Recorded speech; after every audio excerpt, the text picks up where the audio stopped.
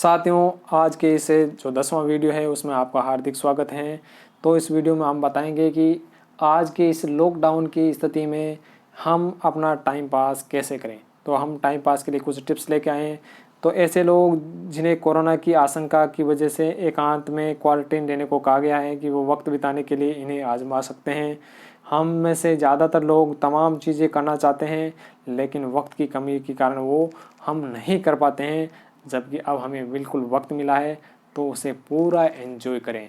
तो न केवल जो संक्रमित व्यक्ति हैं या संक्रमित होने की संभावना है वो इस टाइम पास के टिप्स का इस्तेमाल कर सकते हैं, बल्कि हम आम व्यक्ति भी इनको इस्तेमाल कर सकते हैं कि हम क्या करें टाइम पास के लिए। हमारे पास में हम इतने देर कहते कि हमारे पास में टाइम नहीं था, इसके लिए वो काम नहीं कर पाया। तो अब हमारे पास टाइम ही टाइम है, तो हम इस टाइम का कैसे उपयोग करें। तो फ़ोन करें, तो अपने करीबी लोगों को फ़ोन कॉल या वीडियो कॉल कर सकते हैं और उन लोगों से जिनसे बहुत दिनों से बात नहीं हुई है उनसे बात करके भी हम रिश्तों में नयापन ला सकते हैं। कि हमारे ऐसे कई मित्र हो सकते हैं, ऐसे कई रिश्तेदार हो सकते हैं जिनसे हमने काफ़ी दिनों से बातें नहीं की हैं। तो आप उनको फ़ोन कॉल करके उनसे अपनी बातें शेयर कर सकते हैं, उन्हें बता सकते हैं, उनकी हाल चाल पूछ सकते हैं और अपने रिश्तों में नयापन ला सकते हैं। इसके अलावा आप फिल्में या सीरीज़ देखना चाहें तो वो भी देख सकते हैं, हमारे पास में टाइम ही टाइम है। आप यूट्यूब पर या किसी एंटरटेनमेंट ऐप जैसे नेटफ्लिक्स है या अमेजन प्राइम है या हॉटस्टार है, वहाँ पर जाकर आप अपनी पसंद की फिल्में देख सकते हैं। कॉमेडी फिल्में भी देखें तो और ज़्यादा अच्छा रहेगा, क्योंकि ये इससे आपकी बोरियत और डिप्रेशन काफ़ी कम होगी। तो आपके लिए हम लाके हैं कुछ ऐसी जो कॉमेडी फिल्में हैं तो आपको अच्छी लगेगी। ऑल टाइम कॉमेडी कुछ फिल्में हैं जैसे चुपके चुपके 1975 की काफ़ी अच्छी कॉमेडी फिल्म है, अंगूर, मुन्ना भाई MBBS, 3 इडियट्स, गोलमाल, जाने दीदी यारों, धमाल, ये कॉमेडी फिल्में हैं, ऑल टाइम सुपरहिट फिल्में हैं। तो आप इन कॉमेडी फिल्मों को ज़रूर देखें, अपने परिवार के लोगों को दिखाएं तो काफ़ी बेहतरीन रहेगा। आप खुद को भी एंजॉयफुल महसूस करेंगे, डिप्रेशन से आपको फ्री महसूस करेंगे।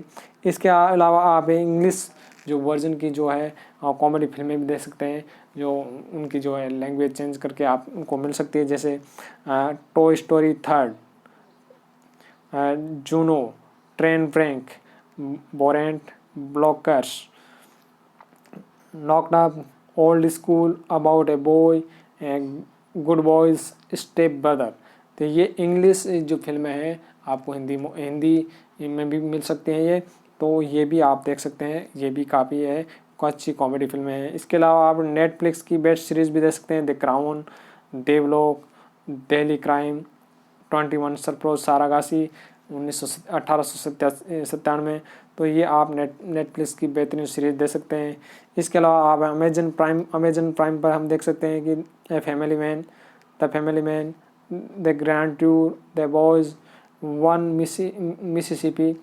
इसके अलावा हॉटस्टार पर आप देख सकते हैं Sarabhai versus Sarabhai, the office, family, modern family. ये आप जो है जो शो चल रहे हैं वो आप उनको देख सकते हैं, अपना टाइम पास से कर सकते हैं। इसके अलावा आप जो तीसरा तरीका, पहला तरीका है कि आप फ़ोन करके अपने परिचितों से संपर्क कर सकते हैं। दूसरा कि आप फिल्में देख सकते हैं, टाइम पास कर सकते हैं। तीसरा कि आपको फिल्में अच्छी नहीं लगती हैं तो आप किताबें पढ़ सकते हैं। तो अब किताबें कहाँ से लाएं, बुक तो बंद है, बुक स्टोर तो बंद है, तो आप डिजिटल बुक्स भी पढ़ सकते हैं। तो इसका आपका जो इलाज है वो है डिजिटल बुक्स। तो डिजिटल बुक्स में हम देखें तो आपके पास में कुछ आपको हम उपलब्ध करा रहे हैं कुछ वेबसाइट से जहाँ से आप डिजिटल बुक्स पढ़ सकते हैं। तो वो कौन कौन सी है तो देखते हैं, ndl.iitkgp.ac.in। ये जो सारी जो है स्क्राइब्ड ये ऑनलाइन फ्री बुक्स है। Open Library organisation, getfreebooks.com, no free, ठीक है। यहाँ से ये जो वेबसाइट्स हैं आप इनसे हैं विभिन्न तरह की बुक्स है प्राप्त कर सकते हैं, वहाँ से देख सकते हैं, डिजिटल बुक से देख सकते हैं, पढ़ सकते हैं, अपनी जो एन्जॉयमेंट की अपनी रुचि की पुस्तकें हैं देख सकते हैं। इसके अलावा चौथा जो टाइम पास का तरीका वो है आप घर बैठे डायरी लिख सकते हैं। आप इस दौरान है डायरी भी लिख सकते हैं, अकेले रहने के अनुभव के बारे में भी लिख सकते हैं, अपने बचपन की बातें याद करके या ज़िंदगी की जो अहम पड़ाव है उनके बारे में भी आप लिख सकते हैं। ज़िंदगी में मिले सबक पर भी आप लिख सकते हैं, कुछ क्रिएटिव भी लिख सकते हैं। इसके अलावा आप टीचर्स हैं तो आप अपनी अगली नेक्स्ट क्लास के लिए अच्छे जो नोट्स तैयार कर सकते हैं। आप अन्य जो सहयोगी टीचर्स हैं उनसे सहयोग लेकर भी है नोट्स बना सकते हैं, या अपने आसपास के स्कूल के या स्कूल के आसपास के या ब्लॉक के एक ही सब्जेक्ट के टीचर आपस में मिलकर हैं ऐसे नोट्स तैयार कर सकते हैं जो आने वाले समय में क्लासों को पढ़ाने में, बच्चों को पढ़ाने में महत्वपूर्ण हो। उससे क्या होगा, आपके पढ़ाने का काम भी आसान हो जाएगा, साथ में आपका नाम भी होगा कि आपने ये नोट्स बनाए हैं और समय का सदुपयोग किया है। तो समय का सदुपयोग करने में आपका है नाम जरूर सामने आएगा कि आपने इस तरह इस समय का उपयोग किया है। इसके साथ में हम आपको बताएंगे कि क्वारंटीन सेंटर और आइसोलेशन में क्या होता है। तो उसमें बिल्कुल एकांत होता है, तो इस एकांत में आपको घबराने की आवश्यकता नहीं है। तो आपको है एकांत से घबराए नहीं। हम देखते हैं क्वारंटीन दो तरह का होता है। जो ज़्यादा रिस्क वाला होता है उसे क्वारंटीन सेंटर भेजा जाता है और कम रिस्क वाले को होम क्वारंटीन में रहने की बात की जाती है। इसके अलावा आइसोलेशन भी था। तो आइसोलेशन में उन लोगों को रखा जाता है जिनको कोरोना वायरस की पुष्टि हो चुकी है।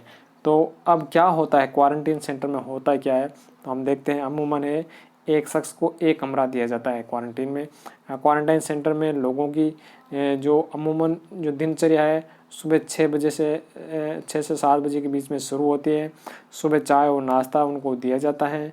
उसके अलावा उनकी डॉक्टरों की डॉक्टरों द्वारा उनकी क्या कहते चेकअप किया जाता है। डॉक्टरों की चेकअप उनकी होती रहती है और चेकअप के दौरान अगर मरीज़ को कोई परेशान नज़र आती है तो उसे हॉस्पिटल ले जाया जाता है। क्वारंटीन सेंटर कोई हॉस्पिटल नहीं होता है, वो अलग से बनाया होता है कि आपको सेपरेट रहना है। लंच और डिनर कभी ग्रुप में तो कभी अलग खाते हैं, और लेकिन ग्रुप में खाते समय पर्याप्त दूरी बिल्कुल बनाए रखी जाती है। क्वारंटीन में लोगों को ज़्यादा मिलने जुलने की इजाज़त नहीं होती है। किसी भी चीज़ को छूने के फ़ौरन बाद है सैनिटाइज़र या साबुन से साफ हाथ करने के लिए कहा जाता है, और जागते हुए और सोते समय भी आपको मास्क लगाना पड़ता है। ये क्वारंटीन सेंटर की बात थी। अब इसके बाद हम देखते हैं कि आइसोलेशन में क्या होता है। तो आइसोलेशन में क्या होता है तो उसमें भी घबराने की कोई बात नहीं है। इसमें लोगों को मिलने की मनाही होती है, पूर्णतः मिलने की मनाही होती है, बिल्कुल ही अलग रखा जाता है। लोगों को मिलने की बिल्कुल मनाही होती है। समय पर नाश्ता और खाना सोना ही होता है। ये सारे समय टू समय होते हैं। डॉक्टर की पूरी देखरेख में इलाज होता है। मोबाइल इस्तेमाल करने की मनाही नहीं होती है। फिल्में और टीवी शोज दे सकते हैं, यानी एंटरटेनमेंट की व्यवस्था होती है। रोज़ाना साइकोलॉजिस्ट आकर आपसे बात करते हैं, आपकी काउंसलिंग करते हैं, आपसे पूछते हैं कि आपको कैसा महसूस हो रहा है। आइसोलेशन में बिताने वाले अमूमन सभी लोग बताते हैं कि उन्हें वहाँ पर कोई परेशानी नहीं हुई है। परेशानी केवल इतनी है कि हमें केवल 14 दिन वहाँ पर अलग रहना पड़ता है, बाकी कोई समस्या वहाँ पर नहीं होने वाली है। अगर आप घर से बाहर जा रहे हैं तो आपको क्या क्या ध्यान रखना चाहिए, उससे संबंधित हम अगला वीडियो लेके आ रहे हैं। तब तक के लिए धन्यवाद।